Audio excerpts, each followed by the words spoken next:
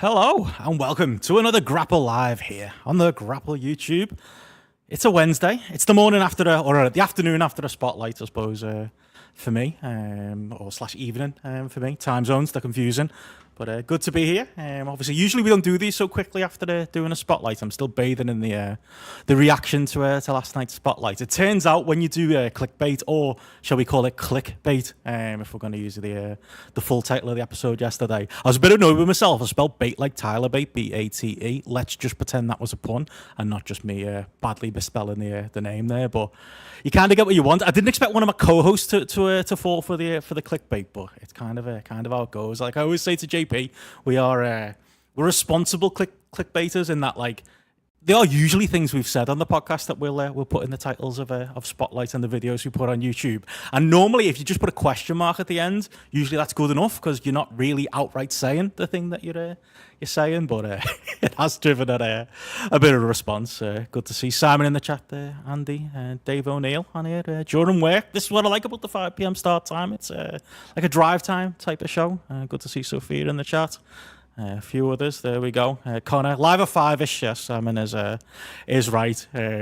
But yeah, like I say, that spotlight is up, so I imagine a lot of people haven't got a chance to listen to it. I feel the need to clarify before I get my guest on this week, which is the great and good Andy Ogden, who'll be joining us momentarily.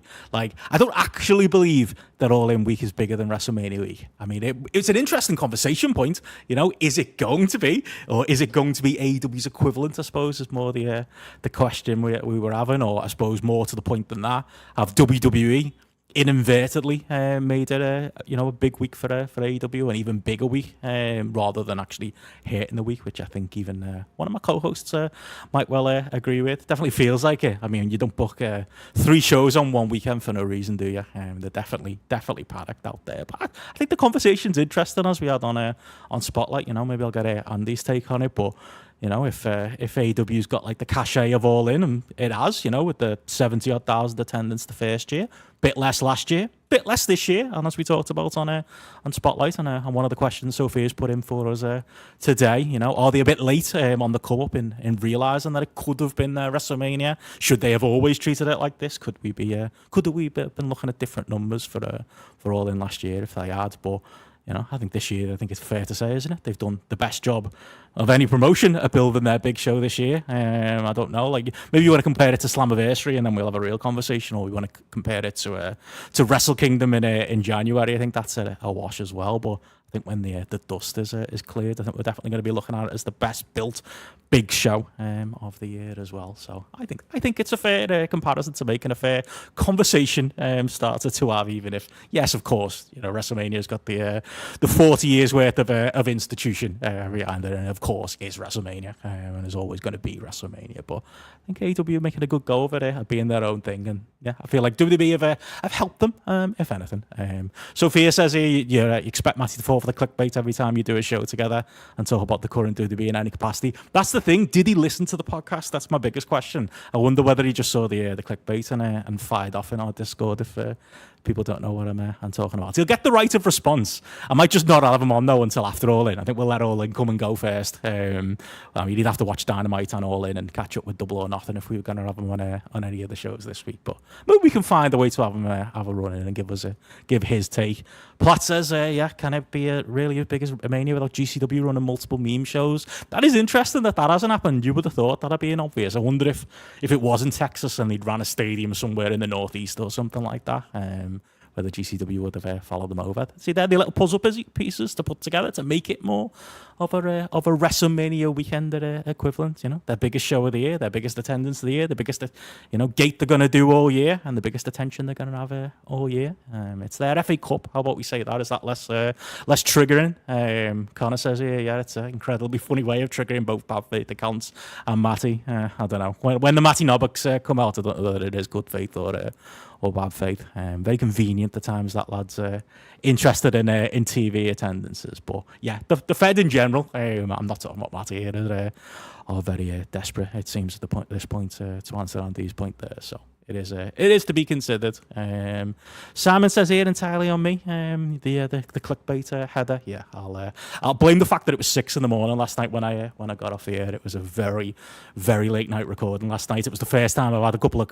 I didn't get a full complaint from my neighbour. I'm moving out of this apartment tomorrow for a week. It's the International Fireworks Festival here in Da Nang. I actually think it's like a tournament, like a World Cup of fireworks, and I'm almost certain it's Da Nang versus Japan in the final. So maybe that's the equivalent of the wrestling show I was at this last weekend. But my little apartment I'm in is fully booked up for the next week, so I've got to move out for a week, move to a different place, and then I'll be back for the rest of the month as well. But yeah, I did have presumably a neighbour who's only here for the fireworks festival knocking a few times on the wall last night, which you might have heard in the last hour of Spotlight. I went a little bit quiet and let JP have conversations with himself. To get through the end of that one, but hopefully once all the tourists are gone, it'll be back to normal over here. But yeah, it is quite loud in here, and it can be with everything going on in Vietnam. But yeah, that won't stop us. As I say, we have got obviously a weekend show coming up tomorrow for patrons. So obviously we did a big preview of the All In week and talked all of the different hot button issues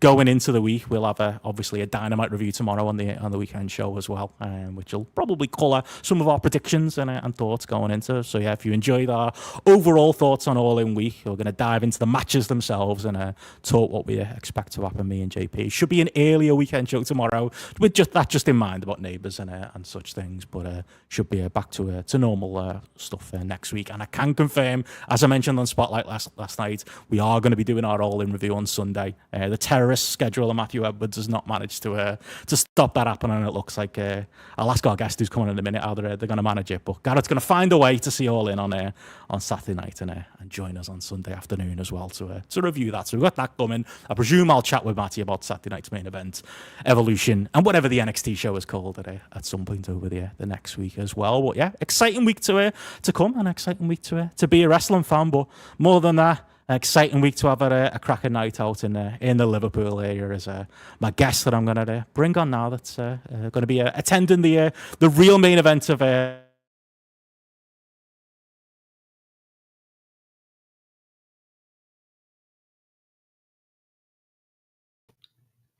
Hello. I think my sound's gone. There we go. Hi, mate. Good to have you.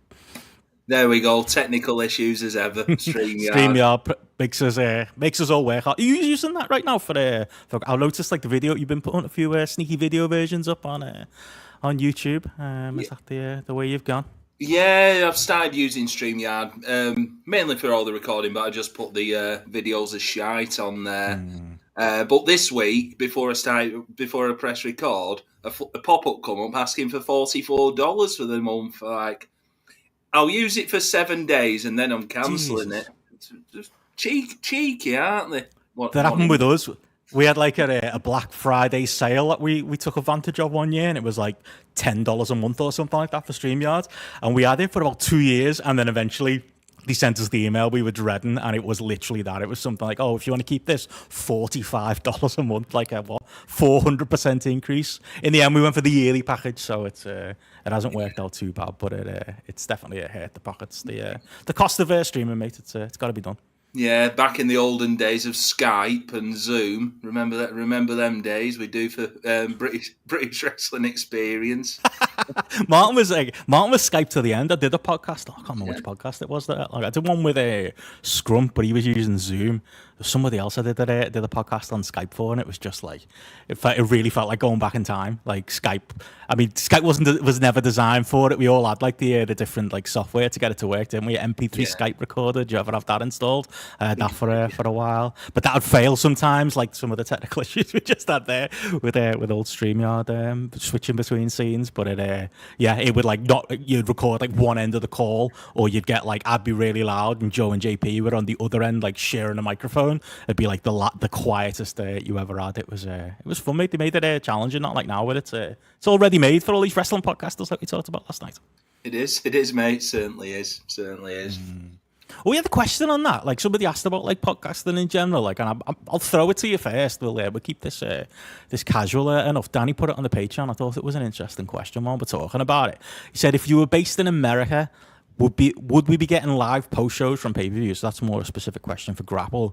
But he asked generally, like, yeah, he says it's always just at a disadvantage in terms of like growing a podcast or growing YouTube for like UK-based wrestling podcasts with the unfriendly pay-per-view end times. I think there's probably truth to that. It is like we're a niche within a niche, aren't we? Over here, like we're very much like, you know, I think the wrestling bubble over in America is bigger, clearly, but it's still a bubble. And then we're like that bubble within that bubble, especially when, like you say, me and you were on BWE covering just the British wrestling. Obviously, now yourselves with Graps and Claps covering it up and down the country and stuff like that. It's kind of, you're starting from like that smaller base, aren't you, than you know our American equivalents would do. Never mind the time difference. I like the time difference. I'm fucking excited for All In this weekend. Like for me, All In's on at 8 o'clock, you guys' time, so everyone's made up with that. I made up it's on 2 a.m. Vietnamese time. That's like a proper retro one for me. That's like a old school up all night watching the pay-per-view thing. I'd much rather that than the normal times pay-per-views are on while I'm over here. The much more reasonable 6, 7, 8 a.m. starts. But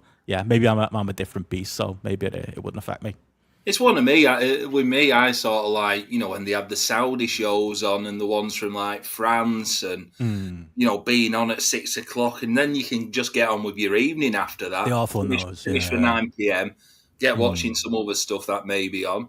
But in terms of podcasting, like the All In ones that we did like last year and the year before. Oh yeah. Yeah. So we sort of did them like the day after. Because you're just like, oh god, I just want to go home and have a kip now, because it's such a long pay per view. AEW, like in 7 hours with the pre-show. I can't think anybody would have the energy to, you know, do it's it tough. straight Like after. I always respect it when like a John and Way do it or other people like that doing it. But you reminded me now, like you are a man who'll do a podcast after a show. Usually, like obviously BritRes shows, and we're in the pub, and usually there's 8 or 9 different co-hosts, so you can kind of pass it round. But I'm kind of the same way. I almost need it like to marinate in my brain a little bit and sit on it over like the 24 hours and have a little bit of a think about it before I kind of blurt me stupid takes out. And then I've been in those pubs where you've just thrown a phone in my face and it's like, that match was good. I don't remember half of it. I was at the bar, but yeah, it was great match. Anyway, who's next? I've never been good on the spot with that, with giving me immediate takes. So maybe it wouldn't be good for me. Then there's the other side of the coin where I've been to shows, got absolutely tanked up, and then next day I'm like, what happened? So I think the one recently, the North Wrestling show, where me and Jeff were. It's about an hour long, the podcast, but I did everything in my power not to go anywhere near the wrestling. So it's just like, padding. Oh, this match were all right. What we're on at bar and who we're talking to. And what. I always rely on Gareth for those. Gareth usually makes notes live. I used to, back when we were all on Indie Corner, I used to do we do like the live tweeting and stuff like that. And I was always helpful because it was like, even if I had a pint in my hand, I was writing, the result of the match, the basic contents of what happened, and it was like I at least had that record rather than just trying to rely on my own memory. To back when I used to write reviews for Intercorner, God, I had to try and write up a review the next day and try and like do justice to the story of the match, which again only our Gareth can do. Maybe that's why he takes his meticulous notes. But there's positives and negatives to both, I reckon. Yeah, I always find it fascinating because when I'm with Ben Corrigan, BritRes Away days, and he's doing his little videos for his YouTube channel. They're so good. And he's also doing the the notes on Twitter, which is a godsend for me because I don't have to do it. There you go. That's helpful. When there's a show with me. But I think I had to do it. I did it a couple of times, for the GPW shows when it shows he weren't there, odd ones. I was like, how the hell does he do this and what have you? So it's sort of did you have things like that, like before you became a professional podcaster, which you are, mate? You were a professional writer first, then you became a professional drinker, then you became a professional podcaster. But I used to think like I'd listen to like Wade Keller or Meltzer or something. I'd think like they must watch these shows back twice. If they go, they must like watch it for fun and then watch it a second time for notes. It's like no one does that. It's just no one's got the time, and it would drive everybody insane. You've got to kind of learn a way to do. Although depending on the show, like saying that I've been like once where it's like I want to give that big match a more of a take than I could have given it off one watch. But yeah, I think I thought that was just the secret sauce, the way the grown ups used to do it. No, funnily enough, I podcast with someone every month, Kieran on FWA Pod. Oh, he's a meticulous man. He does a notes watch and a watch. He's professional, not me. As a fan. But it's like, how can you sit through 2 sittings of watching Fit Finlay and Orig Williams and Big Daddy, like some of the stuff we watch on the Welsh stuff, and 2 lots of Alex Shanes is enough for anyone. Oh God, yeah. Andy gets paid to drink. Well, I got sponsor. I had a sponsorship once with Beer 52, and I got £75 out of that. So there you go. That paid for 3 rounds in Port Street Beer House. So we did all right.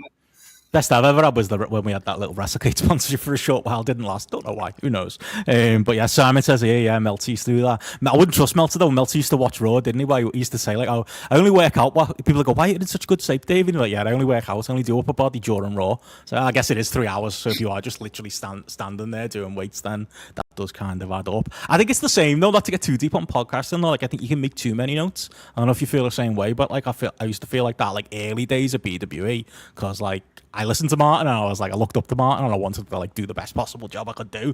It was like I'd make these meticulous notes and like then it feels like it's like a wrestler trying to get their shit in.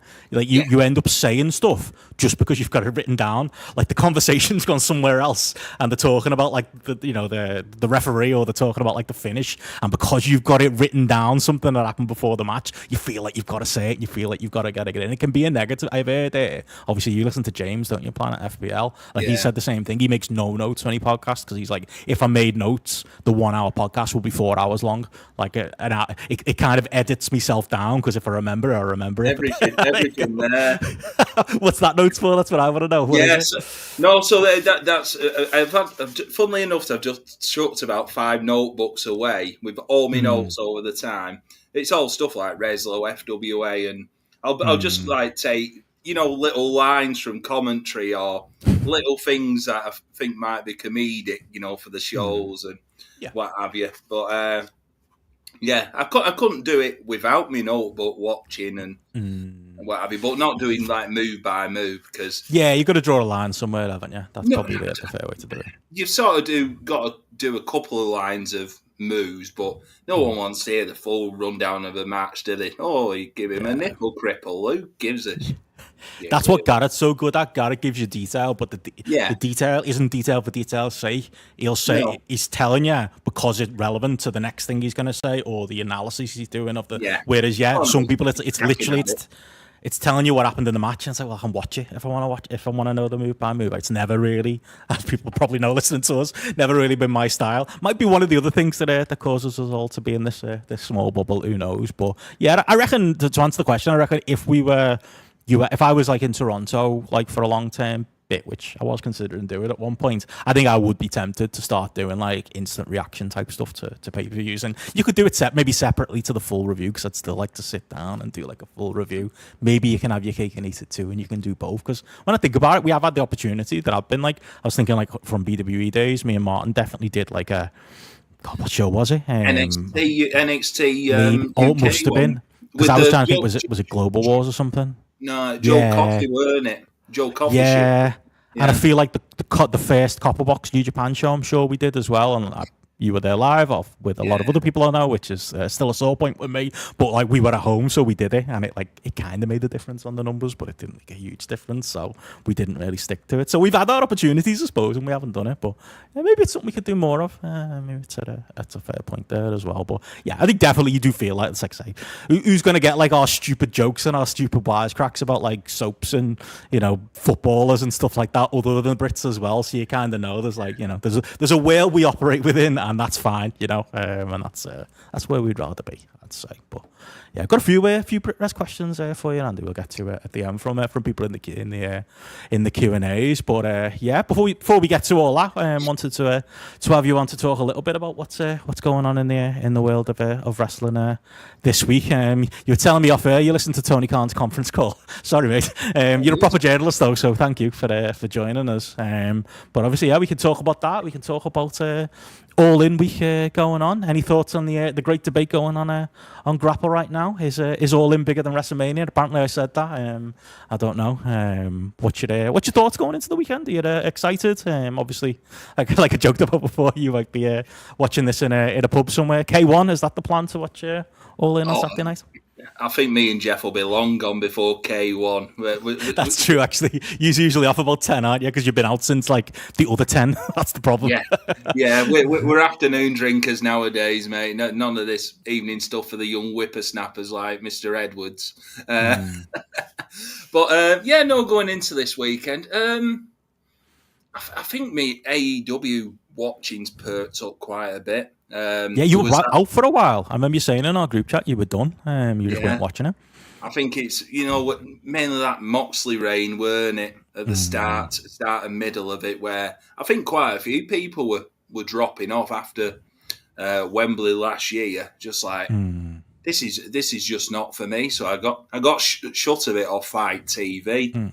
Because I thought it weren't worth the money. But what I found out is if you go onto their YouTube channel, literally all the highlights, if you add them all up, it's what you're getting on Fight TV, near enough. They're not going out much. So I've been able to pick and choose, from what's on there. I'm not bothering with Collision. Oh, not a chance. It's been good recently, it has. I mean, it's unessential is probably fair to say, but like that's another one you can probably, like, if you're not reviewing it every week, you can pick through the highlights and when something's highly recommended, like FTR this week was with the I was going to say the Outrunners. The Outrunners. I was the Top Gunners, but the Outrunners. Like Gareth was raving about that to me today. He loved that as well. But like when something like that happens, obviously you need to watch. But I think I get what you're saying. Yeah. So a lot of the stuff I've been watching is the Hangman Page stuff, which he's got to be due to win the title, and if he's not winning, it's like, oh God, here we go again. Unless they end up sticking Swerve and Ospreay against Moxley. I think Ospreay's stuff's been excellent. His belt been cracking on the mic and stuff with Strickland as well. I know it's a shame they've got to have the tag match with the Young Bucks now to drop the EVP titles in it. It'll be a decent match, but needs a bit more stakes to it. Okada Omega, what I'm looking forward to. I think Mercedes Moné and Tony Storm, apart from the main event, is the one I'm looking forward to. I feel they built that up well. I think, as you guys have mentioned, it's two top stars who they kept apart. Can't get bigger, can you? This is a big crescendo, and it's one to look forward to. The rest of the card. Adam Cole, the TNT champion now. Yeah, they've done the whole thing with Daniel Garcia on Collision, and it's Adam Cole, Kyle Fletcher. Not for me. I didn't even realise he was the champion.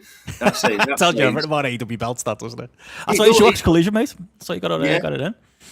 Yeah, but I think on paper it looks like it should be a good card. I think for my watching sake, it'll be the top, sort of like top four that I'll watch. I'm certainly not one for even buying the pay-per-views now. I'll watch like the odd bits on on other sites and stuff, but no, I'm not one for sitting through 6 hours of a show. Whereas like on the other hand with WWE, I will watch their shows 2.5 hours, 3 hours, because generally have been easy watches, but over the last 6 months, definitely since it's gone to Netflix, the quality's gone down. But what I will say is, and the viewership, based on Raw, but generally in WWE, like this time of year in between WrestleMania and SummerSlam is a bit of a down period. It was always known as that. It's just because over the last 2 years, Triple H has got his act together with the booking, and it's been a very good watch. But now it's just bits and bats here, mainly on Raw, SmackDown, not so much. But I think Matty said to me the other night on Shite that he's comparing the Bloodline, the new Bloodline, Frasier being a spin-off of Cheers, which you can't let him get away with that. I heard about that. You just can't let him get away with these things, mate. You've got to call him on him. You can't because what he'll do is he'll slip that in and he'll move the conversation on and get away with it. But you've got to be careful there, mate. I mean, even Gareth, who hates Frasier, wouldn't like that analogy. I'm not sure about that one, mate. Yeah, but you've got to let Matty enjoy his own stuff, which he does. He's staunch to WWE, but fair. Just can't. Don't let him spread his lies. That's the thing, mate. No. I did bring up the jokes about these small towns that they run on, for collision, just to stir the pot. Yeah, them drinking the pints, Yeah, but products improve generally since you've gone to these more aesthetically pleasing buildings. Exactly. Yeah, like 4,000 hot crowds. Especially like that Mexico one with one, weren't it? That which it's like we want to we have these conversations all the time about AEW, and it's like when they do the big arenas and they can't fill them, we beat them up for that, don't we? So when they downsize, probably not fair to also beat them up for that. It's obviously not good. I don't think there's anybody listening to this or watching who thinks AEW's TV attendance is a good coming up, but I think we all know the reality of it and we all prefer it that way. It's like the Chicago show they've got coming up. It's like 1,500 or something like that. Chicago, like they should do better in Chicago, but the venue they're running looks fucking amazing, and it'll be an amazing atmosphere, and it'll make for a better show. So you can have both conversations, can't you? It'll make the product better, therefore everything feels better, and then long term, hopefully, they stem that tide and things go the other direction, and hopefully, like I think the first All In was the end of something for AEW. Now that we look at it with retrospect, hopefully, like this All In and the goodwill that's come from this period that you're hearing from all corners. It's not just Tony Khan talking shit on a conference call. It's not just Hangman Page in interviews, even like an MJF talking about it. Like it's bled through to the roster. The roster know that everyone's feeling better about AEW and everyone's feeling in a positive place, and that helps, doesn't it? You get away with more when that's the case as well. Like little things that you don't love be more forgivable. Whereas when things were going the wrong way for AEW, we were all probably hypercritical and easy.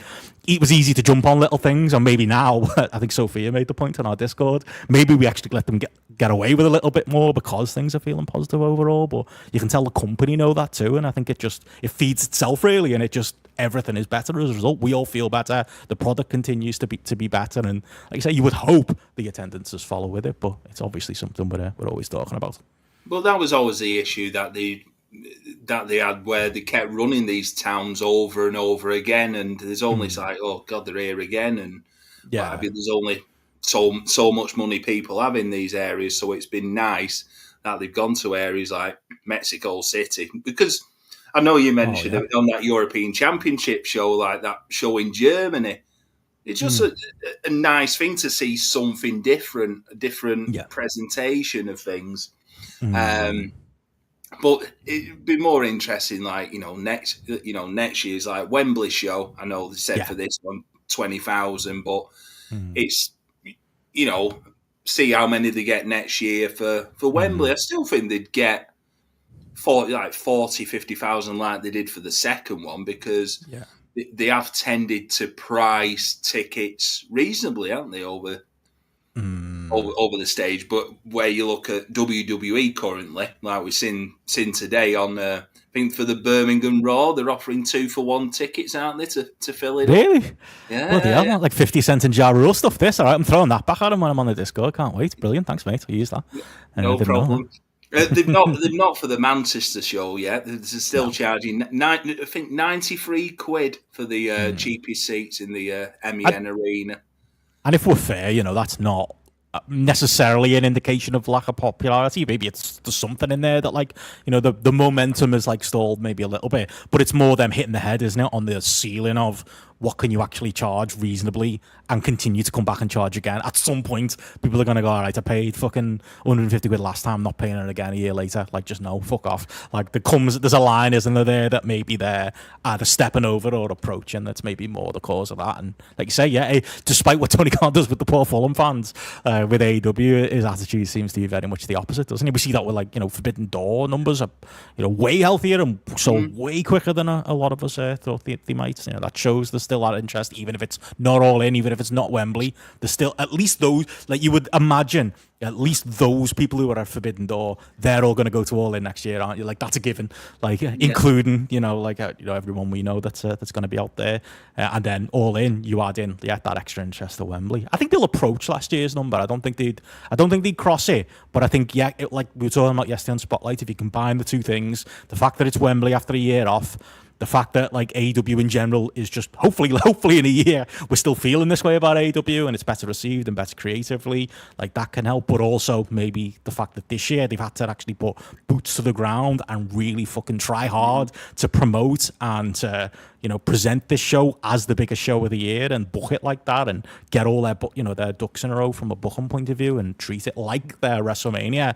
Like they had to do that this year because they had to sell those tickets in Texas. It wasn't as much as a gimme as at least the first Wembley was. So maybe, if you carry some of that over as well, maybe the natural decline in it's the third time at Wembley meets like the increase of they put more effort in and, AEW feels like a hotter product.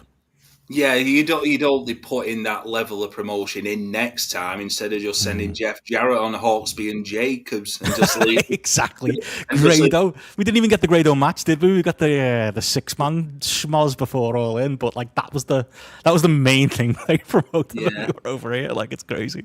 But with regards to Forbidden Door stuff and when we were predicting how many tickets they'd sell for that, I think when it was announced at the time, that was at the point when AEW was at quite a low point, and thinking, bloody hell, they might sell half the building here.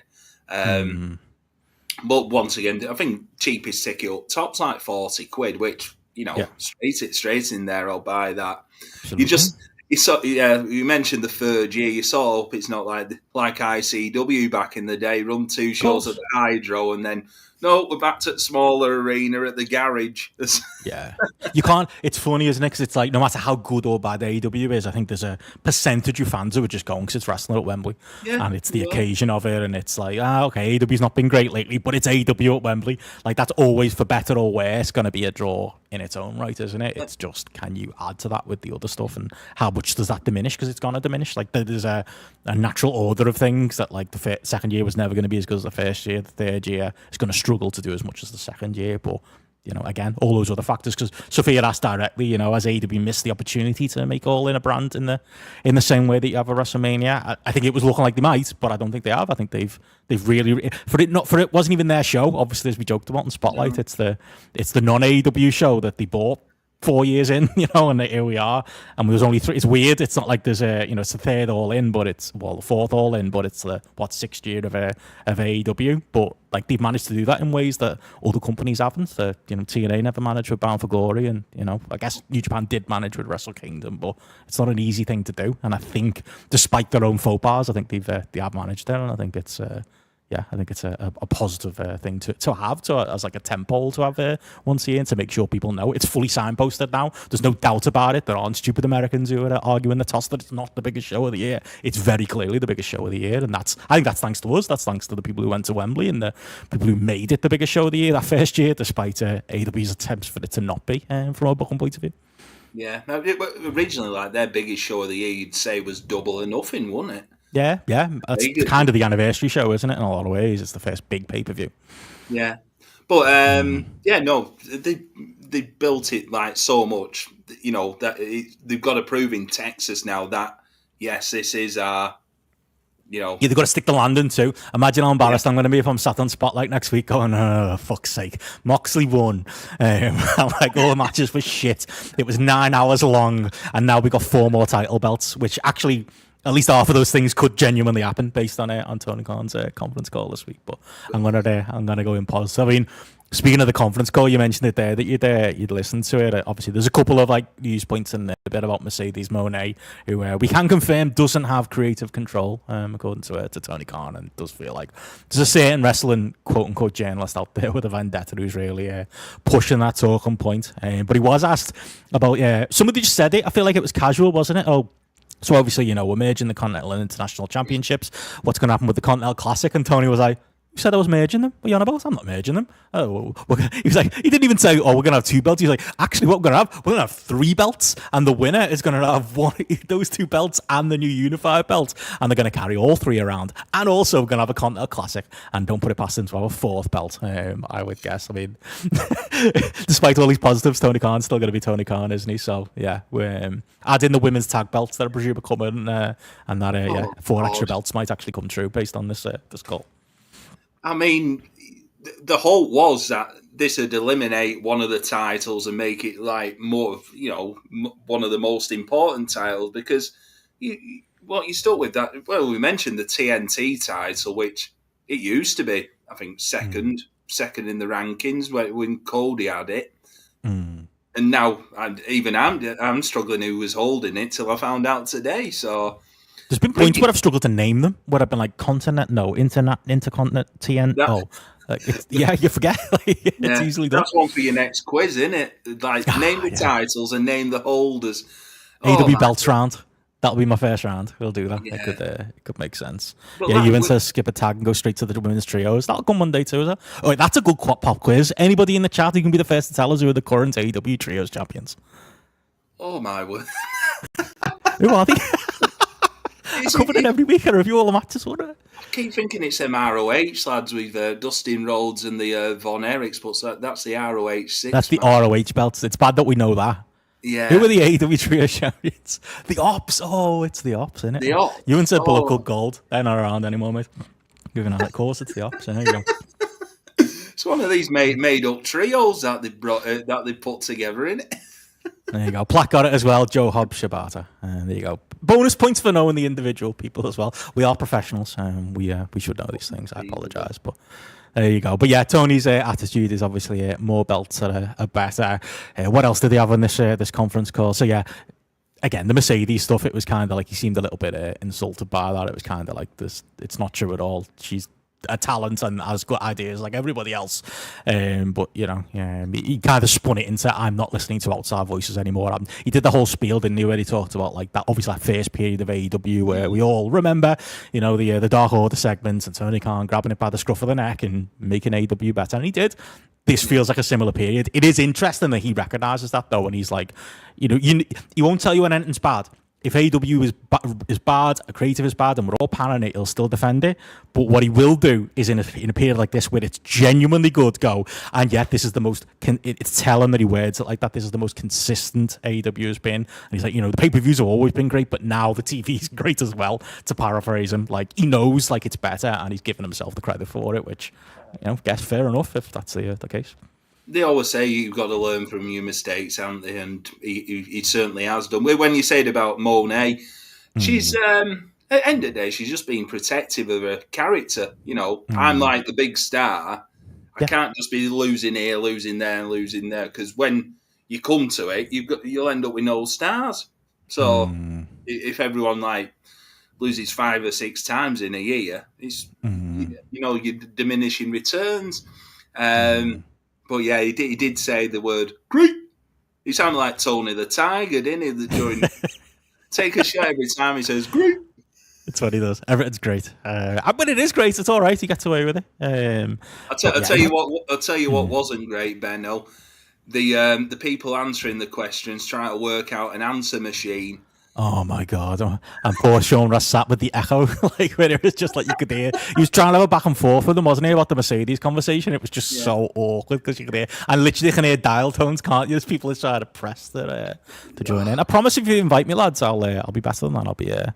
I'll be more professional, promise. They need to get onto Alan Sugar and sort out, get a proper speakerphone. Jesus Christ. I do wish people got like Sean did get the chance to follow up more, because there was an interesting question about Supercard of Honor, and somebody, Pritchard was it? Brill Pritchard said that he'd heard it was supposed to be in Vegas originally and that he changed it, and Tony again got a little bit was like, well, what do you mean? It was never planned to be in Vegas.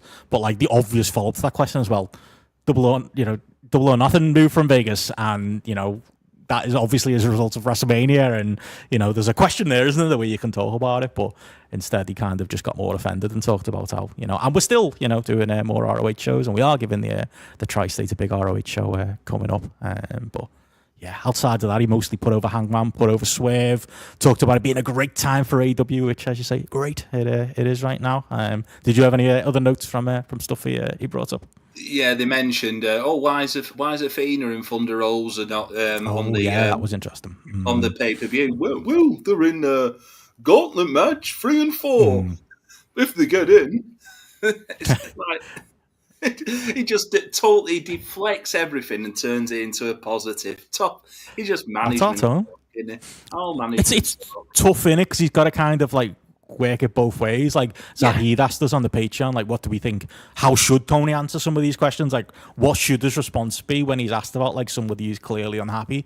And it's like, I was thinking about this, and it's like his answers to those questions, isn't it? Like, from a PR point of view, if I was working there and I was in charge of guiding Tony Khan through these calls, I probably would tell him to do that. You probably would say, like, you probably want, like, I mean, obviously, you know, it's boy you cry wolf, isn't it? And there comes a point where it's like, Tony, you've got to answer some of these questions. You can't just say everything's great, because then nothing is great. Like, you've got to at least give us some detail. But broadly speaking, what can he say in those? Like, he was asked, the opening question was about the AEW ongoing lawsuit, and good on, I think it was John Albert for asking him about it, you know, the Moxley thing. But like, again, he can't really answer it, can he? So there's 2 points, isn't there? Like, from a PR point of view, if I work there, I'd probably say, yeah, you're doing a good job here, Tony. But from our point of view, we're trying to glean interesting things from his answers. Like, it's frustrating, and we want it to go the other way. We want him to give a little bit more. Call it, Tony, come on, just tell us a little bit more. Like, he's always going to be kind of battling those two influences, and maybe that's the right influence he should be listening to. It's like, I think they got asked about Britt Baker. Like, what's your thoughts currently? As well, yeah, when you have a sports team. That was the big one, yeah. When you have a sports team and you've got great players, but they can't play, but we're still going to play him down the line. It's a bit like Jack Grealish at Man City, isn't it?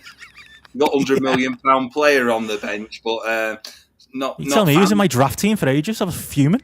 Brought him in like early on. I sat on my bench weeks on week, just never got played. It was like Edison, same thing, just randomly fell out of favour. I mean, it's one of them, isn't it? Because people are going to, like, that is obviously a big point people are going to bring up, like Britt Baker, and that, like, it's not like she's injured. It's not like she all of a sudden got worse. Although maybe, like, a football analogy, the rest of the team got better. Like, they were, you know, fighting relegation, and now they're in the European places. And, yeah, there just isn't a place for her at this point in it. But, like, there's clearly more to that story, isn't there? Like, he said he loves Britt Baker. Do you, mate? I don't know if she loves you back right now. There's clearly more to that story, but, like, yeah, what is it? Like, what's the find it? Because, again, will she ever be on AEW TV again? Like, he's clearly left. And he should answer it like that and leave the door open for it. But, like, whether that door is really open is another question. Yeah, she's not out of contract yet, is she? I don't think she is. So no, she's got a while left, yeah. Yeah, they said that, didn't they? At least another year. Yeah, so she couldn't easily turn up at, like, Evolution, could she, at the weekend? There you go. Mullen at Wrexham. Wrexham. Yeah. What's that? Yeah, there you go. So yeah, so that's kind of like, that's the only way you can really answer those questions when it comes to that stuff. But you would think, even if she is not of the level of AEW right now, even if there aren't the greatest creative plans, you'd think knowing Tony, like, he did. And again, maybe it's true. Maybe it's a positive that they do now not have that attitude of every fucker needs to be on telly. You know, every fucker from ROH and every fucker who works for me needs to be on Dynamite every week. I think they've done a better job of using Collision to give people reps who don't fit into the main stories on Dynamite. And it's made Dynamite better, and it's made AEW better. But if what Tony's saying is true, then surely that would mean Britt Baker will be on Collision, or Britt Baker will be doing other stuff. And no, she's very clearly persona non grata. Like, they took her off TV in the middle of, you know, a feud that they were getting started, weren't they, with, was it Thunder Rosa at the time? No, Serena Deeb. Oh, Serena Deeb, yeah. No one cares. Nobody cares. That was it, yeah. So, yeah. There's your answer there. But yeah, to Zahid's question, I guess Tony did it the right way. He does follow up as well. He said, unless you've got anything more on the conference call itself, says aside from Penta and probably Cody, do you think any of the AEW jumpers have benefited from the move? And if a WWE talent was to jump to AEW, who would you like to see? Anyone who's gone to the Fed who's been any better since? I think Penta's benefited. I think Penta's been good, yeah. I massively disagree with this idea that it was quite funny. JP didn't hear me on Spotlight last night. We were having StreamYard issues, unbelievably. And I was going on about how I just think it's stupid to try and team them up again and that these should be two singles acts. And clearly, Phoenix should be, dealt with a bit better than he is, but Penta's in a good spot. And JP came back on here and he was like, yeah, should just team them up again. I think that would probably be the best result. Okay, mate.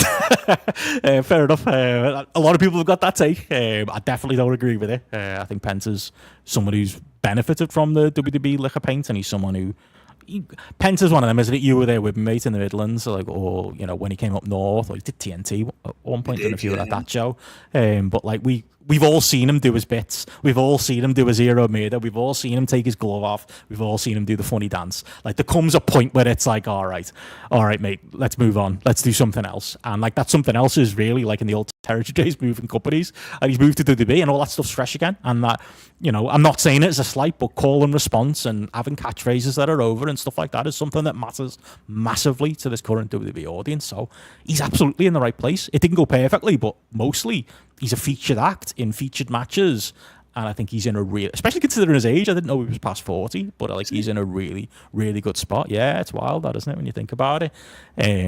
Phoenix, on the other hand, I agree. Phoenix, they could have done way more with, and putting him into a tag team with Andrade feels like a bit of a death knell. Desperate. Yeah, and he feels like another one of those luchadors who comes in, he's the next Rey Mysterio, and then they remember we've still got Rey Mysterio at home, and they still, they bung Rey Mysterio in the microwave, and he comes out with 2 fresh knees, and he's main eventing again. And he's going to be the one to fucking beat Grande Americano, isn't he? None of these young luchadors, it's going to be fucking him, because they can't. That's what they do. So I think, to answer the question, Penta I think is a winner. I think Phoenix is a loser. Jory's still out on a lot of the NXT talent. I don't know. Can you name anyone?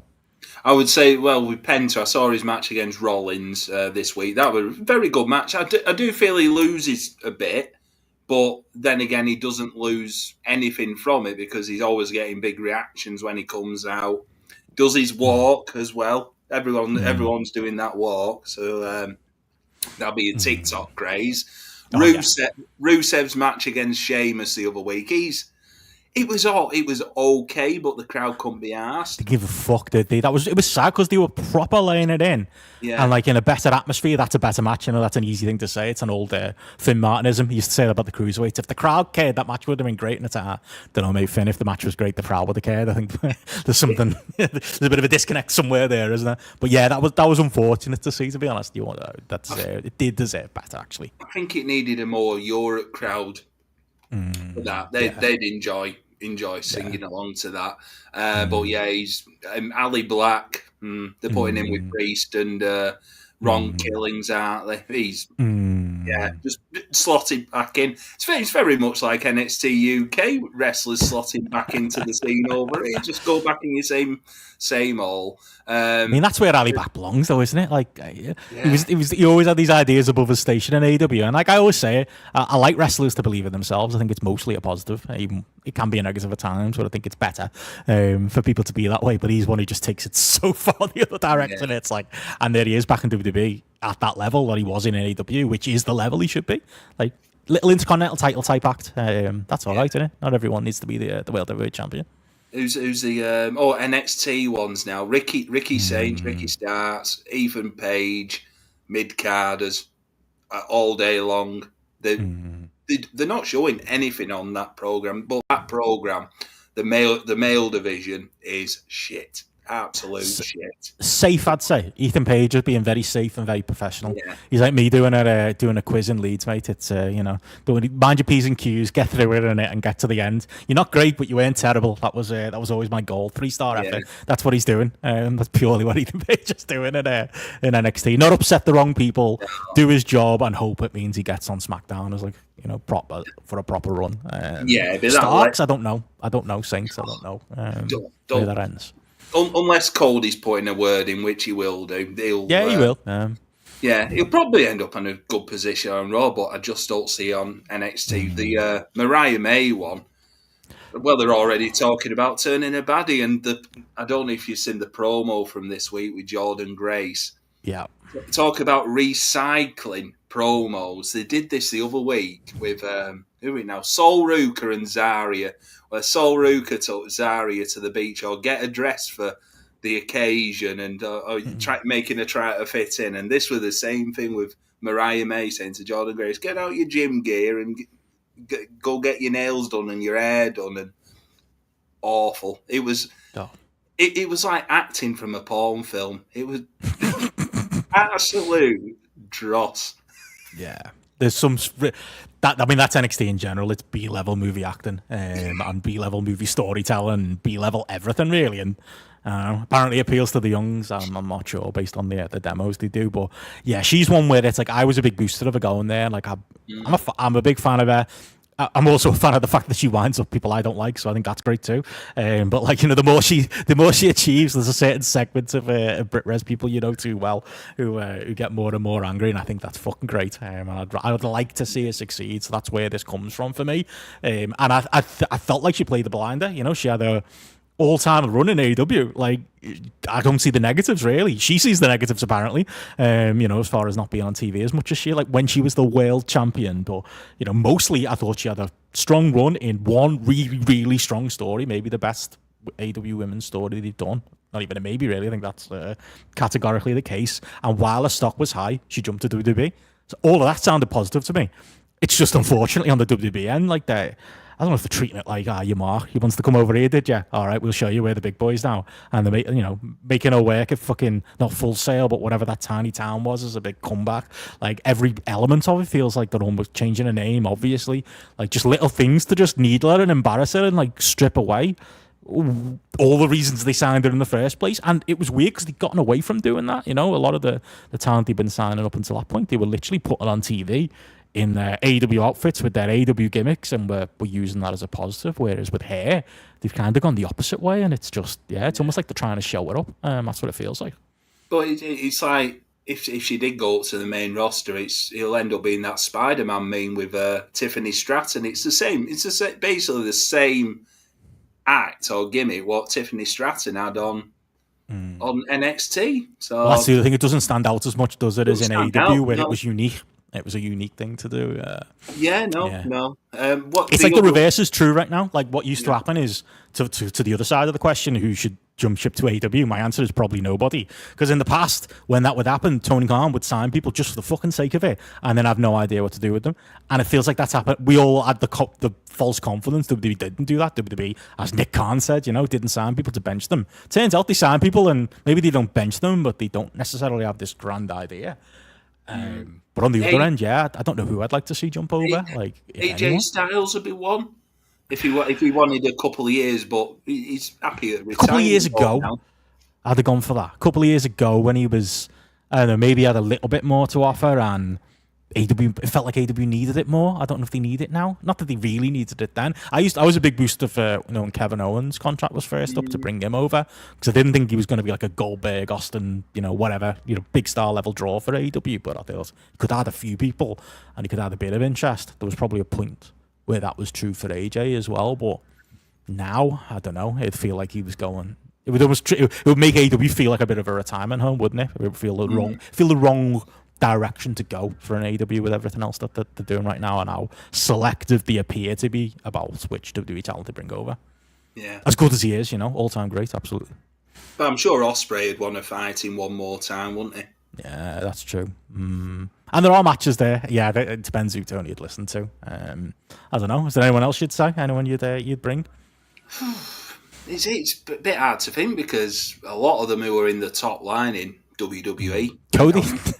I'd like to see that. I wouldn't even see Cody. I wouldn't see Cody back there. Even like you're not touching Roman Reigns. Rollins won't go there. Braun Breaker's going to be there for years on end. There's probably no one, to be honest. That screams off top of the head. No, we've had that run, haven't we? AEW had that run of, let's sign the next big ex-WWE guy, and that'll really solidify AEW as a company. What's good about AEW right now is it feels homegrown, even when it's not. Obviously Swerve was in WWE. Obviously Moxley was very high profile in WWE, but like Ospreay and this incarnation of Swerve and Hangman, the guys that they're actually behind now, take it down to Kenny as well. They're very AEW guys, and that's the strength of the brand right now. I wouldn't dilute that by bringing in big stars from elsewhere. I think I'll go with what you've got. Yeah, definitely. There we go. What else have we got question-wise? A couple of BritRes questions from Ewan. Ewan was asking about, in light of mine and your attendance at live shows this weekend. We had very different experiences, I think, at live shows this weekend. Yeah. Has the live show experience changed? And do you still feel the same feeling you did pre-COVID? And he also asked about some of your favourites on the BritRes scene right now. Like I say, I'm very, very far removed from BritRes right now. So yeah, my live wrestling experience was a carnival crowd on a beach in Da Nang, Vietnam. So I don't know how many lessons I can really take from that. But yeah, you're the man to ask. Yeah, like how is it these days? Is like as a scene, do you still see like the same faces when you go like show to shows, or do you see a lot of people dropping off, or like or are people more selective like you guys are now? I think people are more selective, especially in the Northwest. You do see quite a lot of new fans who've come through over the last. Like since COVID, definitely you see more, even like online on Twitter and even in the crowd. Like, who are you? And sort of thing. It's like, oh, I feel a bit out of place now. But I think generally, from my own point of view, it's always just being selective. You know, especially from the time I was going 130 shows a year, whereas now it's. You know, if Red Pro's around in Sheffield, I'll go to that. And Tidal got rid of me one year, and now I've got rid of them now. So I've done the like job. Progress, mate. Do you have to still sneak in the back door to go to Progress in Manchester, or is it all right?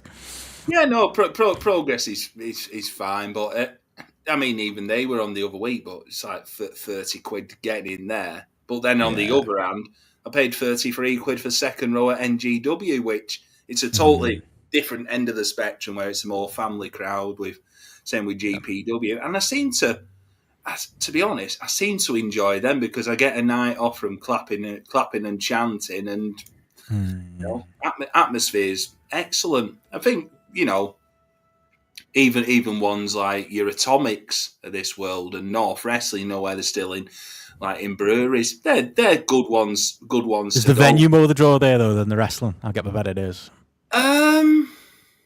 There is that, I would say, but then again, I think you know, as promotions have been, you know, generally all right. Ewan did ask, any favourite? He said top 5. Maybe we won't do a full 5, but like who's to watch on the? You're the man who's always a talent scout. I wrote him down on my notepad here. So to answer you, and top 5 on the scene at the moment, and all of these will probably be. Signing with WWE or AEW. Michael Oku 1, Rio 2, Luke Jacobs 3, Kanji 4, and Scott Oberman number 5. There you go. Interesting. Wow, I've always been high on Scott Oberman ever since I saw him do this bath show in Maghull that he used to do for Zach Gibson's and James Drake's promotion there. Always happy to see him on the shows, especially those brewery shows, like you say, at Atomic. Wow. That's good to hear. He's always doing like great promos online, mainly filmed by Ant the editor, who does all the like camera work for shows now around the Northwest. But he's always someone I like from TNT shows back when they did the Ignition days against Well and that and Sonic. Those afternoon shows, he'd be the star, wouldn't he? Yeah. Surprised to know you mentioned Mickey Barnes. I know GPW putting him over again on their Twitter this weekend after you were at the show this weekend. No, I would. Well, I was saying about I think there was another question from you and about the 5 who are probably developing into greats. Well, Mickey Barnes, I'd love to put him on there because he's definitely the star of that show, and you know I've seen him at PCW. He just plays a baddie, and he's good at it. Like call and response to the crowd, acts like the big man. Enjoy him. The 5 I put was obviously Scott Oberman's going to be good. Oh, he's good. He should be at Progress Red Pro. Nino O'Brien, who's the cruiserweight champ at Red Pro currently. I do enjoy his work, what I've seen. Kemper, who works like North Wrestling. He's about 7 foot tall, got a presence. But I've seen him do promos, and I said to Jeff, when he got on the mic, he sounded a bit like Clinton Baptiste off Phoenix Night. He's one of those that, like, he's got to be a silent monster, not just don't give him the mic. And a couple more were Synergy, who were always on, like Atomic Shows, Future Shock shows, and Melissa Fierce, who I'm a big fan of. She's got her own theme tune, got the look. We always say she's a bit like someone you'd see coming off the like Gladiators, just like athletic, got loads of personality. I think she could be something in the next year or two. But as ever, anyone who I say, it's a kiss of death because they all end up on the Northwest scene for the next 10 years. Just good for you, mate. It means there are less trains, doesn't it? It's an easier route to see your faves. Connor asked no, is it Vucic? Did we see him on that North show? He was on that North show, wasn't he, last year? We were all that. Yeah, Vucic's all right. Do like him. Yes, you and Jack Bandicoot. I'm not. He's been excellent, Jack Bandicoot, on headline NGW the other week. He's another one. Lots of personality. Vucic's another one in that. You imagine sort of like. And more like a grappling style of thing. Gareth would love it. Gareth would love to use it, but it's whether they're like with anything with Brit Rest, it's whether if or not they're in the right circles or in the right ear hole. They're the right people. All that. Listen to the right people. Yeah. All of those things. Speaking of which, any thoughts? Dave asks about RevPro moving venues to near Paddington. Is that better or worse? I'm trying to think. That coming from the north, it's probably worse, isn't it? Because it was easy to get from Euston to the 229. Paddington's still major station in it, like JP was saying. You can find your way. Yeah, it's like London's King Cross area. But generally with them 229 shows, I would try one of them. But I think it was like the September one I was thinking of maybe trying because Wrestle Me, the podcaster and also on YouTube, they had a show at a podcast festival before RevPro on the Sunday. And I'm thinking, we can do that, do RevPro, get it out of the way 229. Now they move it to the Saturday. It's just like, nope, that's 100 quid on a train just for like 3 hours. We'll watch it on RevPro on demand, save me money. That's a lot. That's a lot of the issue nowadays, Benno. It's getting down to London, like the Revolution Rumble show. Talking justifying it as well. It's so expensive, isn't it, to do like hotel wise and travel wise and stuff. I mean, even with a 2 Together rail card, it was getting 130, 140, and that's before start on the ale. And you think of hotels, it just becomes an expense. But it's good that RevPro does that live streaming, for those who can't travel as much nowadays due to the cost of things. Yeah, it's good, and it's like a little added bonus, isn't it? Rather than like something they outright advertise as well. So when they have buildings and we won't know with this new building until we see them run it and see how it goes. But I'm sure they'll test the stream out and see how it goes going forward. But 15 minutes walk from Paddington station, not too bad. Ewan says there in the chat. Although cheaper to watch the live stream rather than get a ticket. Don't say that too loud. RevPro might hear and do something about that. But it is true. Easy way to keep up with the product there as well. I'm just gonna see what other questions we had there as well. Somebody asked about progress, but I think that's kind of what we've just tied into there. Wilson asked top 5 toilets. I don't know if we're into that realm of the program yet, mate, but I don't know. I was going to ask you some off-topic questions, but maybe we could start it off fresh with top 5 toilets. Unless you've got strong thoughts on the conversation point that I was having with JP on top 5 tube lines. I'm thinking of making that or top 5 carbs, the 5-to-1 intro topic on our next 5-to-1. We look at greatest rivalries. Don't know if you have strong feelings on either. Any ringers? Anything we should be strongly considering for those 5-to-1s? Toilets. I've only got 3 recent toilets. The White Hart in Lewes. That was it's like an hotel, proper clean, grand toilet. The Bundabust on Oxford Road in Manchester, and the Mean-Eyed Cat in Newcastle are good toilets to visit. The latter one has old photos of El Hijo del Santo and all Mexican wrestlers. That's a good one to go to. Tube lines, Elizabethan line, I've got to agree with that. But, as you mentioned, whether it's a tube or not, it's very much like, them ones we used to go on in Dusseldorf and Oberhausen when you get to the airport. Bit like... Where you get fined, yeah. Top 5 carbs. Well, I've had a lot of pasta tonight, so that's number one. Okay. I've not a clue about the others. Right, I think what we'd be I think it'd have to be a top 4 because if you were doing carbs, like I've stolen this from Tifo Football, but I think they were counting it as potato based stuff. So potatoes, bread, pasta, and I think rice was the fourth type of carb. Love a bit of rice. I guess you could round it out with a 5 if you wanted fruit, but that's like it's a carb, but like it's sugar, which is within a carb, so I guess it counts. But yeah, it gives you 1 and 5. What would you? Because I'm thinking my 1 is probably going to be potato. But I don't know my 5. It might be a tough one to figure out.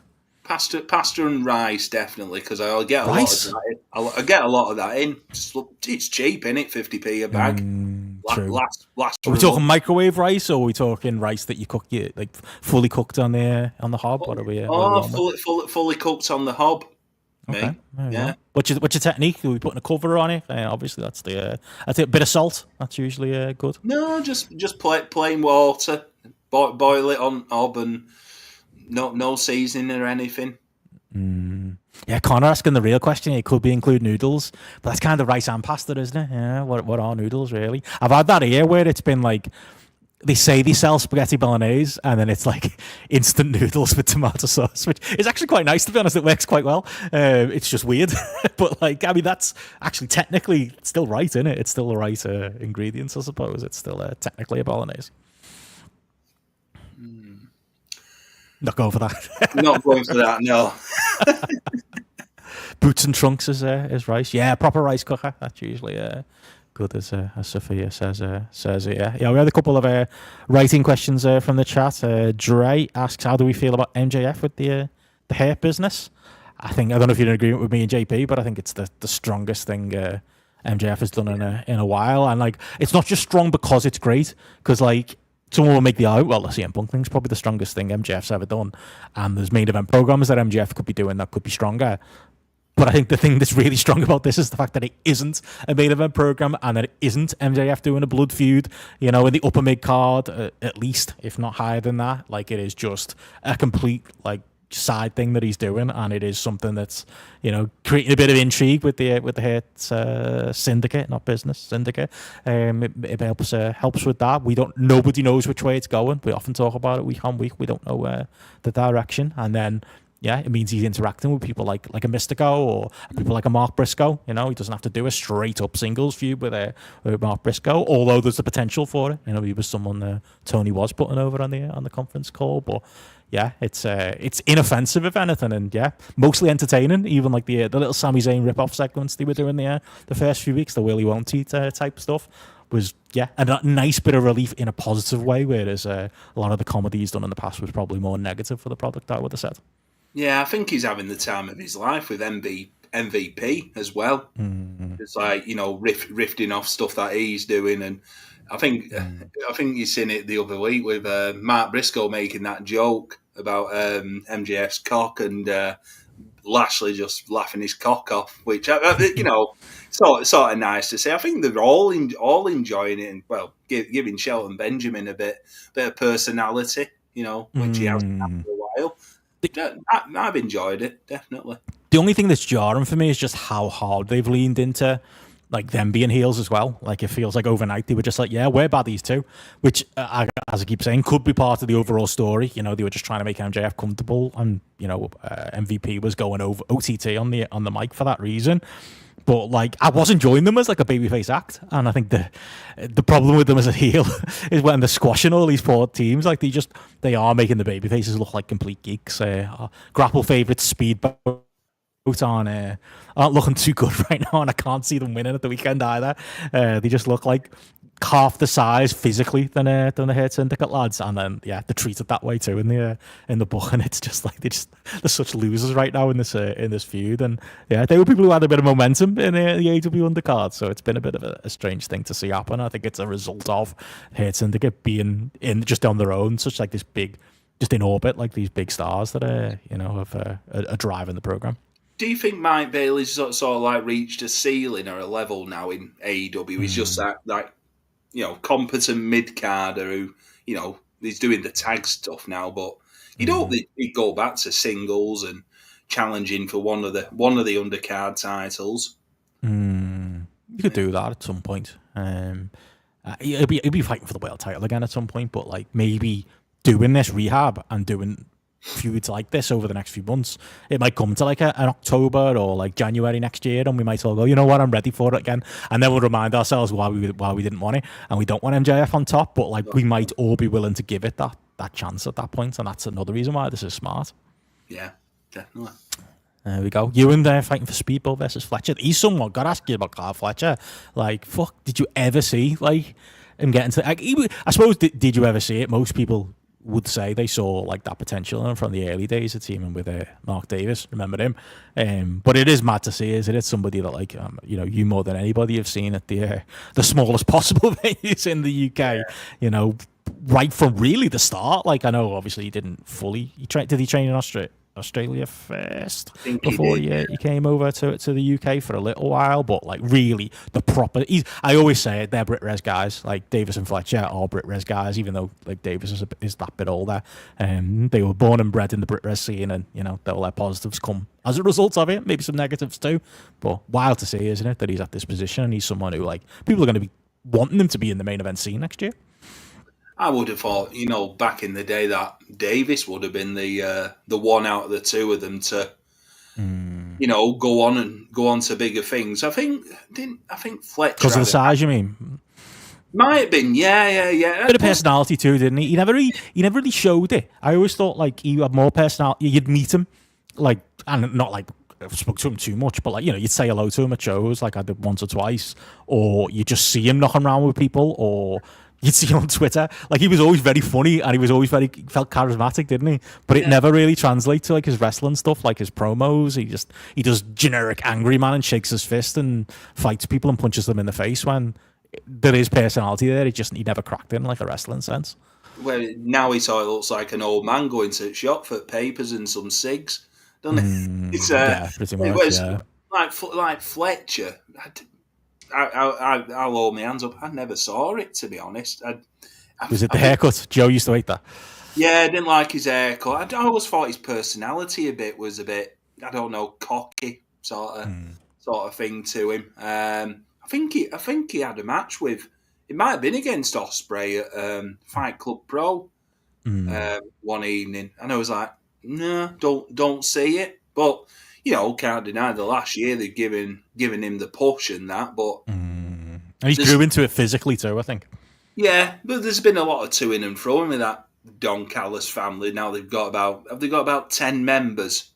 So it feels like that. I forget who it's Trigger's stable in it, mate. Who knows what the actual Don Callis family is at any given time. Yeah, so and because Takeshita was like the main man, but now he's off doing his own stuff in Japan. It's sort of been sidetracked with Okada with Don Callis, so Fletcher's on the back burner, towering over 5 foot Adam Cole on Sunday. Kind of how it goes, but yeah, it's way up the card. I'm all right with it, if it means, and it's a little again aside mission for him before he does more serious stuff. Unless anyone's got any other questions, throw them in. I'll let you go on go another 5 minutes or so, Andy, if you've got the time. Throw them in the chat if you've got any more. The other subjects we had a couple of thoughts on. Somebody asked about the Port Raw on Netflix numbers. I think we kind of handled that.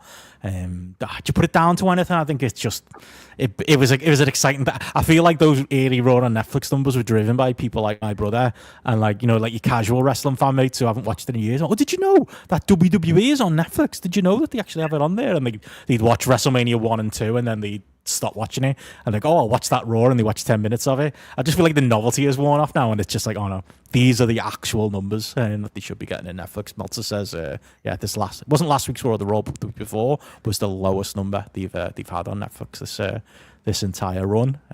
Like you said, it is a time of the year where interest dips a little bit, but usually it's after SummerSlam. Usually now's a bit of a resurgence period, and I don't know if I can see that happening. Do we draw any conclusions from it? Well, you're right about the when it come on Netflix. I had a couple of people at work saying, "Oh, you're into that wrestling, aren't you?" I said, John Cena and The Rock on Netflix, and you just have to nod politely, don't you? Go, oh yeah, I know them. Oh, I remember The Undertaker. Yes, I do. They'll go, do you remember The Undertaker? And you're like, yes, I can't forget The Undertaker. I'm not allowed to. It's my day-to-day life. I have to deal with the fucking Undertaker. But you got to nod and smile, haven't you? We go, oh yeah, I remember him. And then I think the last conversations I've had was probably the John Cena heel turn. That was the last conversation I had with someone at work. Like, I've got to ask wrestling fan at work what he thinks of it. But since then, even WrestleMania, it was all quiet on the Western front, and now just don't hear a peep. But yeah, I don't know if interesting. It hasn't come to fruition, has it? This idea that like WWE's on Netflix now. That's the homepage of the entire internet. Like the new boom is coming. Just hasn't happened, has it? It's just been all right. It's been fine. It's been similar numbers to what they were doing. It seems like, on USA towards the end last year. Yeah, it's not been anything to write home about. And they always say about the British scene. When's a boom of the British scene? Well, the boom come because WWE was rubbish, weren't it? Yeah, true. Yeah. We all wanted an alternative, didn't we? We all wanted that. That's what's like so funny about like Progress. Like Progress was my like, oh, this is not the WWE. This is like the anti-WWE. And then it went the way it went. But that's how it felt. That's why it was cool at the start, because it was like, oh, this is everything they're not type of thing. It's same with like when TNA come around, people wanted an alternative. Oh, we'll watch that for 3 or 4 years. Ring of Honor. And New Japan for like that period. Even NXT, like we said it on one of the shows recently, WWE created their own alternative for a while because it felt like it wasn't main roster WWE, so it was treated like it was an external company, really, wasn't it? NXT for that little hop period. And again, like AEW, it all comes because people want the alternative. Yeah, Platt's correct there. Easier access for those already watching, but it's not made any new fans. I mean, totally. It's a much easier interface is Netflix than the WWE network ever was. Right, to the back not for me, mate. I've got to get the VPNs running. It takes me fucking ages to get on anything for Benno and Hamlet. It's a nightmare. Clunky as anything, that network, but Netflix, you got like WWE, and you can watch all the dramas and crime shows you want to your heart's content. I think it's still I think WWE Network's still active. I think it's in the Philippines. I know Davey Portman had like a Philippines Netflix account. I think he offered to borrow to me at one point. I think eventually that got shut down. But I think there are some WWE Networks out there. Swear to God. Remember when that was the new hotness 10 odd years ago? Bloody hell. It was exciting time. That's when we were all installing VPNs and DNS servers, and also I learned all kinds of stuff to get on the network early. Good times. Ewan says, yeah, we were living in a WWE boom, but not a general wrestling boom. And the problem is with BritRed, people think it's amazing already. Yeah, how could it get better, mate, when it's perfect? Good point. But yeah, that's true as well. I always said that about the WWE boom. It was a boom, but in a much more modern, like I feel like this is a bigger conversation for society, but I think people have got more access to and are more into the things they're into, if that makes sense. It's not like everybody likes... I felt like, I don't know if you were the same, growing up in the 90s, early 2000s, like, there were general, like, things, men like footy, men like, you like these bands, these are top of the charts, so you and all your mates all listen to them, or like, you get into alternative stuff yourself, but it would be you and the couple of weirdos that you maybe knew. Wrestling being a big example of that for me, rap music being a big example of that for me. Like, I had like 3 mates in school who listened to rap. Like, that's insane. Like, obviously now the world is completely different, but back then that's what it was like. Whereas now, if you're into something, like, my dad's on Facebook, you can jump on Facebook, you can join groups, you can find whatever information you want out there, you can subscribe to a streaming service that will allow you to indulge in like the thing that you're really into. I don't think there's going to come a point where like a WWE is going to be like this mainstream thing. It's all wrestling is going to be this mainstream thing in the way the boom happened in the 90s, where like everyone you knew all of a sudden watched wrestling. It's just the people who watch wrestling, like the point says there in the chat, are going to watch it more and are going to be, and that was the big point of the WWE boom recently, are going to be super served by it. And as long as they're happy, WWE will make more money, to your point about the the ticket prices and stuff like that, out of that small amount of people. So it is technically a boom because it's hotter, but it's hotter to that subset, and the subset might expand a little bit, but it's not going to take over because yeah, people are into their own things. It's not, they're really into Formula One. It feels like a lot of the Brit Wres people ended up in, or they're really into whatever subculture they're into. And yeah, it's kind of everyone's kind of siphoned off into the things they're into. Yeah, I mean, like back in the 90s, it would have been indie music, wrestling, and generally people at high school would come to me because I knew the best horse tips for the day. So that was sort of even back then. Yeah. Oh yeah. Oh no. Well, it started from an early age, about 4-year-old. So yeah, no. That Grand National what we run on a Monday, I were taking bets during home economics class. Give us your money, I'll go and put your bets on. Did you put the bets on, or did you go against the field, mate? That's what I would have done. I would have looked at it and gone, that's 15-1. That I'll take that bet myself. No, to be honest, luckily I told everyone, get your money on Lord Galeen. It's winning the National, and it won. So it won. Yeah, so got me dad to go down to betting shop with winning slips, and then there I was next day at school payout. Oh, love it. Proper stuff. Chris Elliott says here is original WWE Network account was registered MSG. We're about to use it. Oh, there was a story today about Monzo, and that like they got in trouble, didn't they, the regulator, because like it turned out like they'd sign people up to bank accounts who put their addresses like one Buckingham Palace, or they'd use Monzo's own address. See, Chris Elliott was ahead of it using that. I used to use my postcode on the American WWE Network was 10304 because I knew that was Staten Island, where the Wu-Tang Clan live, because they have many songs called Killer Hills 10304 and similar names, but you had to come up with something, so that's what I put in there. Simon used 90210. I reckon there was like if they did the numbers, there's a spreadsheet out there with like, why have we got so many people in Beverly Hills who really like the WWE, and it turns out they're all in fucking England. Yeah, true. Ewan says all the shout before the fans became fans of K1, F1 and K-pop. K1's a very different thing. There you go. Do the BHQ Platt used it as well. There you go. All the subscribers are in the building with us. That's what the WWE Network people figured out. Connor as well. Like everyone did it. Wow. Okay. There you go. That's a little secret I didn't know about. But there you go. A lot easier now that we've got Netflix. But there we go.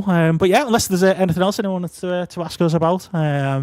I was going to say, Andy, any plugs you want to throw out, or where you can find your normal stuff? Obviously, didn't talk about it in too much detail, but obviously you would love to hear more about it. You were at GRAPPL at the weekend. Obviously, you got the full review of that up. But yeah, it sounds like it was a corker. I believe Ben was the star of the show on the podcast this week as well.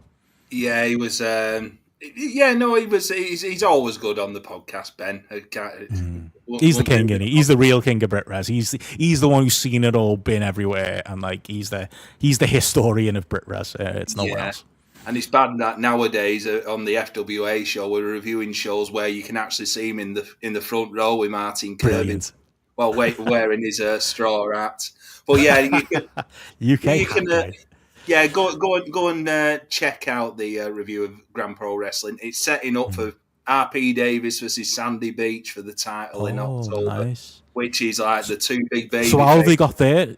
I was going to say who's turned heel, so they're just both baby faces, are they? What they're doing?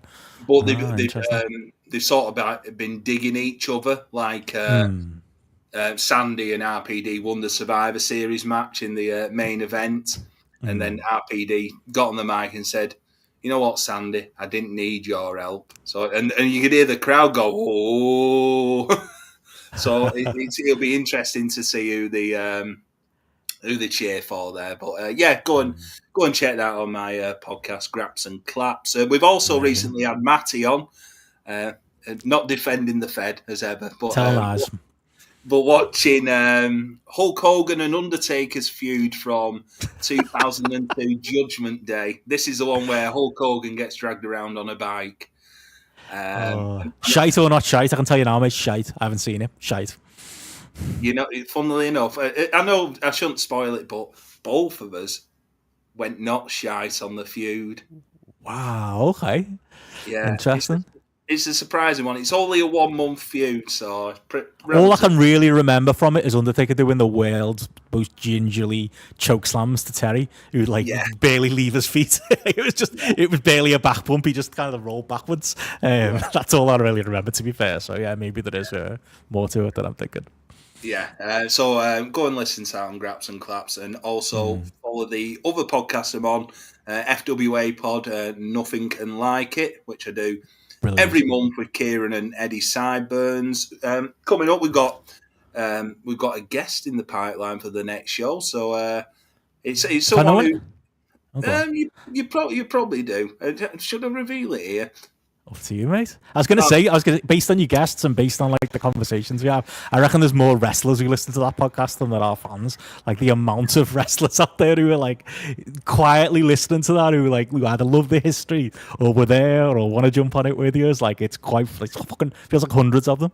Yeah, so we got on next time the fella who was the ring announcer for the FWA, John Atkins. Oh, there you go. Yeah. Brit Res legend. Brit Res legend. So he's going to be on the next show, and we're also reviewing one of the shows from Enfield. So got that coming up. Follow that at FWA Pod. Brilliant stuff. Well, yeah, it's been boss having you on the live, mate. I'll ask you on air because me and Hamflet were talking about it. We'd love to get you on at Benno and Hamflet coming up. So have a little think about what in your house you've got strong feelings on. Unfortunately, we got 10 in the bag now, so it's 11 onwards. But if there's anything you fancy doing with us, let us know. As we creep towards 97, 98. What was that one? The final four. That was a memorable. That's coming one up. For me. Yeah, I did enjoy watching that one. As a kid. I always remember the VHS cover where it was like four squares, weren't it? The final four. But In Your House 10 Mind Games, that was that's coming up. That's probably one of the go-tos. Probably maybe the first one I saw in Woolworths. That.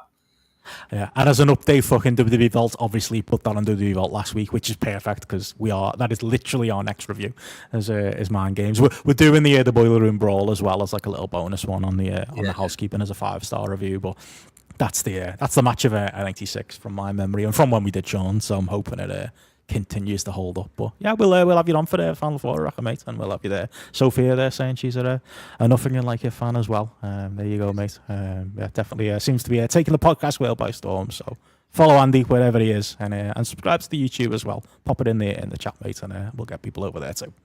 Yeah, no problem. Thanks for having us on, Benno. Cheers for coming on, mate. Catch you again soon.